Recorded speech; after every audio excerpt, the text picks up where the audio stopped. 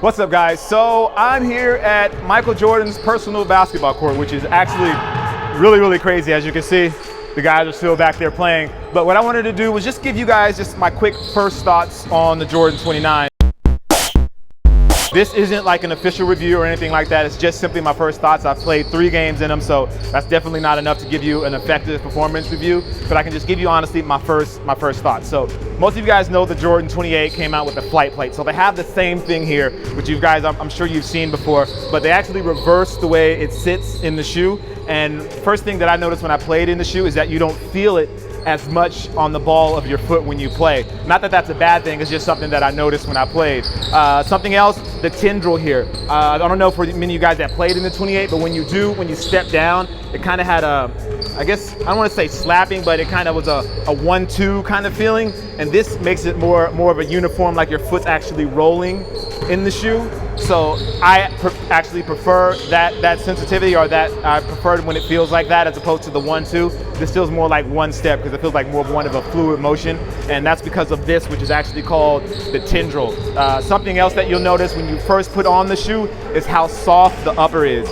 Jordan Brand's actually calling it performance woven, and from what I understand, it takes about 6 weeks to actually make the uppers on the shoe just because of the way that it's knitted. But when you put it on, you'll definitely feel how soft it is.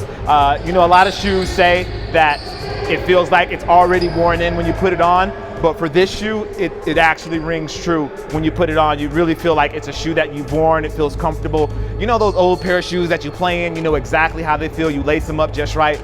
This gives you that sort of sensation. And again, these are just my first thoughts. Like I said, I've only played 3 games.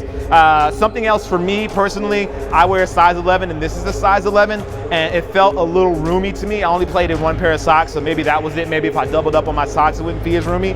But if you are going to get it, I definitely recommend you at least trying it on before you pick out your size. I'm a true 11. I feel like I'm between 11 and 11 and a half, and this just felt a little roomy to me. Maybe I've lost some weight and my foot's skinnier, I don't know, but that's just my observation. But I just want to give you guys a quick update. As you know, we're here at Jordan's house, which is amazing, so I'm not going to spend much time talking to you guys because I want to get back out here playing on the court, which, as you can see, is pretty amazing. You just don't get this. It's like a once-in-a-lifetime thing. So with that being said, this is my first thoughts on the Jordan 29. These released September 6th. They're going to be $225 for this colorway, and then the colorway with the elephant print. I'm not sure of the name, but I put all that information down in the description. As always, you guys, I appreciate you.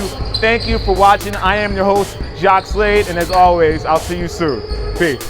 Tailored for flight concept came about. The shoe is said to fit custom to each individual's foot because of the woven upper. With the ability to create the upper down to the pixel density, Jordan Brand and the designers have the ability